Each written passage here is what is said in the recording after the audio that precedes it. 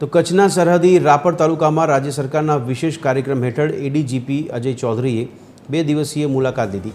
તેમણે બાલાસર પોલીસ મથક હેઠળના જાટાવાડા અને શિરાની વાડ ગામોમાં લોકસંવાદ અને રાત્રિ સભા યોજી સ્થાનિકોના પડતર પ્રશ્નો સાંભળ્યા હતા. ગ્રામજનોએ પાણી, રસ્તા, લાઇટ, આરોગ્ય, અપૂરતા શિક્ષકો અને નર્મદા યોજનાના અધૂરા કાર્યો અંગે રજૂઆત કરી હતી.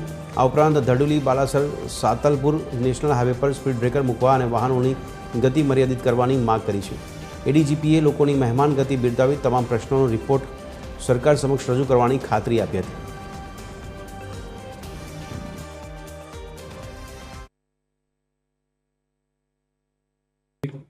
बालासर पुलिस स्टेशन ना अंदर कच्छ ईस्ट जिला में 2 गाम जाटावाड़ा અને सिरानीवाड़, ये 2 ग्राम जो बॉर्डर विलेज है उसका मुलाकात लिए, सभी ग्रामजनों के साथ मीटिंग किए, उनकी प्रॉब्लम्स जाने.